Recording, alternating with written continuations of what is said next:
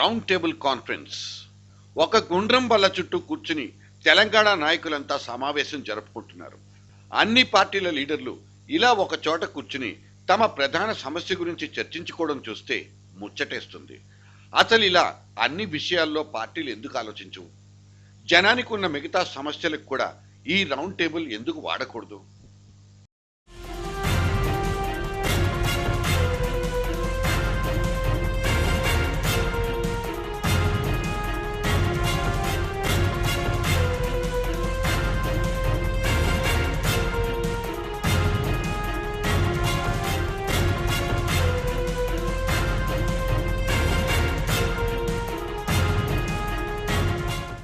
రెండు కాడెద్దులు మొండికేసి చెరో వైపుకి లాగేస్తుంటే సేద్యం చేయలేక మన ముఖ్యమంత్రి గారు చతికిల పడిపోయారు.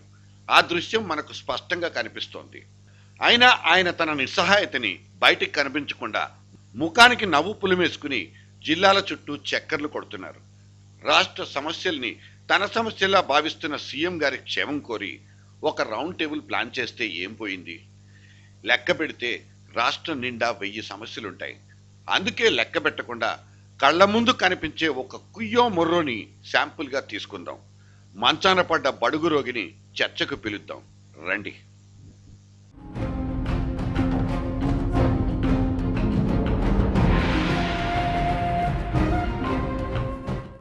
మొన్న మనం భయపడినట్లే ఆరోగ్యశ్రీ మళ్లీ పడకేసింది.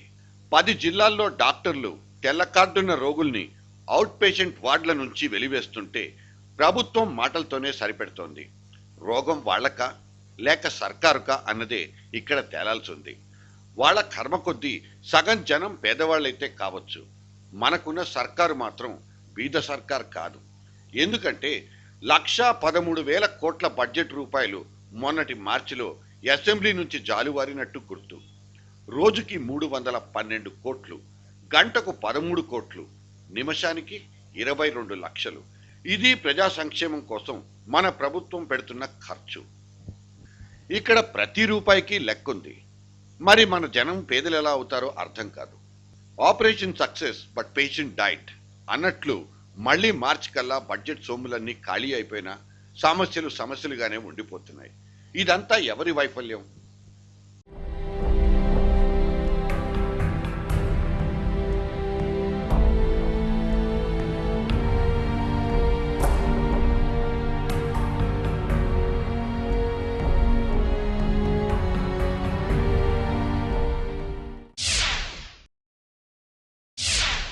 ఇప్పుడు నడుస్తున్న బడ్జెట్లో ప్రజారోగ్యానికి ఉన్న వాటా 4,183 కోట్లయితే ఇందులో ఆరోగ్యశ్రీ కోసం 1000 కోట్లు ఖర్చయిపోతున్నాయి.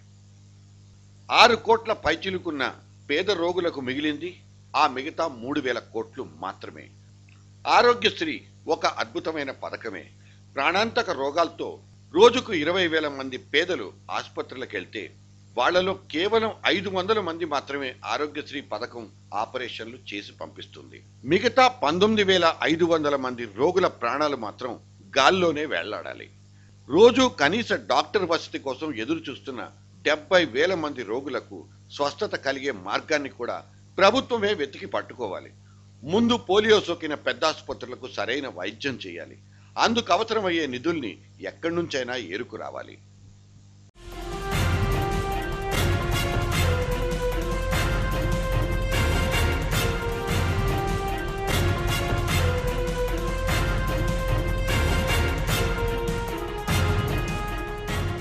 పేదింటి అమ్మకు పురుడు పొయ్యలేని మా గొప్ప పెద్ద ఆసుపత్రులు మనకున్నవి.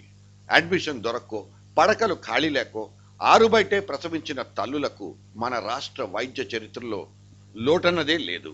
జబ్బున పడితే 4 మందు బిళ్లలివ్వలేని వైద్య ఆరోగ్య శాఖ బ్రతికుండి ప్రయోజనం లేదని జనం తిట్టిపోస్తున్నారు. రాష్ట్ర బడ్జెట్లో 40% సొమ్ములు పేదల వైద్యానికే ఖర్చయిపోతున్నాయని గణాంకాలు చెబుతున్నా ఆసుపత్రి వార్డు లోపల బయట అప్పుడు ఇప్పుడు దరిద్రమే తాండవిస్తోంది.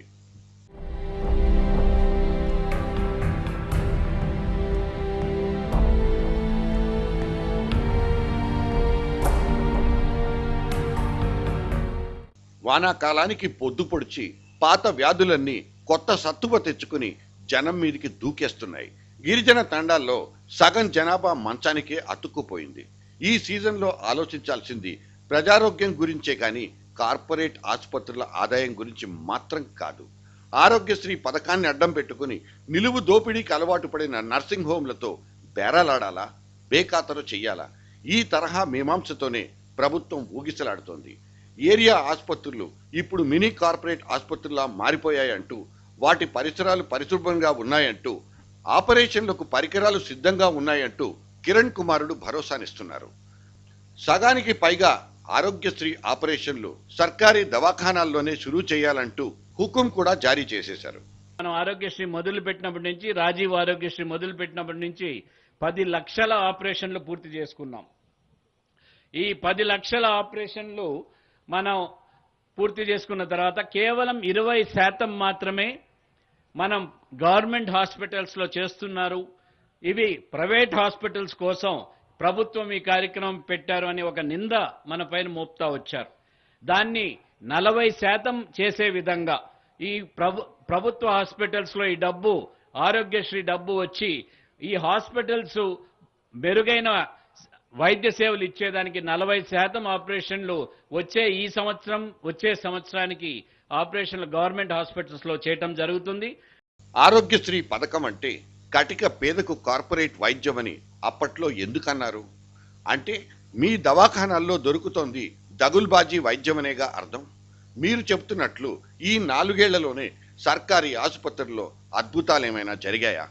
వాటికున్న 1,00,000 సమస్యలు ఇంత తొందరగా తీరిపోయాయి అనడానికి మీ దగ్గరున్న రుజువులేంటి? మీ టీంలో ఉన్న ఆరోగ్య మంత్రి దగ్గరే మీరు చెబుతున్న ఆ భరోసా లేదు. ప్రభుత్వ ఆసుపత్రుల్లో సౌకర్యాలు కల్పించి తీసుకొచ్చింటే బాగుండేది. అది అది న్యాయంగా బాగుండేది. అయితే గ్రహపాటో, పొరపాటో, తొందరపాటో, అధికారుల మధ్య సమన్వయం లేకనో పొరపాటు జరిగింది. ఇప్పుడు ఆ పొరపాటుని సరిదిద్దుకునే ప్రయత్నం చేయాలనే ప్రయత్నం చేస్తూ ఉన్నాను నేనైతే నా లెవెల్లో. అగ్రరాజ్యాలు కూడా విద్యకు, వైద్యానికి పెద్దపీటలేసి చర్చించుకుంటున్నాయి. అందరికీ ఆరోగ్యం కాన్సెప్ట్ మీదనే 3 ఏళ్ల నుంచి అమెరికా కసరత్తు చేసుకుంటోంది. మరి రోజుకు 50 రూపాయలైనా సంపాదించుకోలేని 1.5 కోటి మంది పేదలున్న మన రాష్ట్రంలో వైద్యానికి ఎందుకు కరువు? ఆరోగ్యశ్రీ పథకం ఓట్లు కురిపించే ఒక యంత్రం లాంటిదైతే కావచ్చు, కానీ రాష్ట్రంలో ప్రజారోగ్యానికి అదొక్కటే మార్గం మాత్రం కాదు. ప్రజారోగ్యం మీద ప్రభుత్వానికి చిత్తశుద్ధి ఉందా అన్నది మాకొస్తున్న అనుమానం. మీరు చేపడుతున్న కొన్ని చర్యలే ఆ అనుమానానికి ఆధారం. ఆరోగ్య శాఖ కార్యదర్శిగా ఉన్న పివి రమేష్ను ఎందుకు వేరే బ్లాక్ వైపు తరలించారో అర్థం కానంత పారదర్శకత ప్రభుత్వానిది. పాలనకున్న ప్రధాన లక్ష్యం ప్రజారోగ్యం. మరి అంతటి కీలకమైన రంగంలో కూడా రాజకీయ ప్రయోజనాలకే పెద్దపీట పడ్డం జీర్ణించుకోలేని నిజం. అయితే ఇక్కడ నిలదీయడం కాదు, వ్యవస్థను నిలబెట్టడం కావాలి. సమస్యల సుడిగుండంలో కొట్టుమిట్టాడుతున్న ప్రభుత్వాన్ని అయోమయం నుంచి బయటకు తీసుకురావాల్సిన ప్రయత్నము జరగాలి. ఇక్కడే ఒక పెద్ద రౌండ్ టేబుల్ ఆర్డర్ ఇవ్వాల్సిన అవసరం కనిపిస్తుంది. హెల్త్ బడ్జెట్ నంతా కార్పొరేట్ ఆసుపత్రులు గద్దల్లా తన్నుకుపోతున్నాయంటూ ఆరోగ్యశ్రీ పథకం మొదలైన తొలి రోజు నుంచి ప్రతిపక్షపు కోళ్లు కూతలేస్తూనే ఉన్నాయి.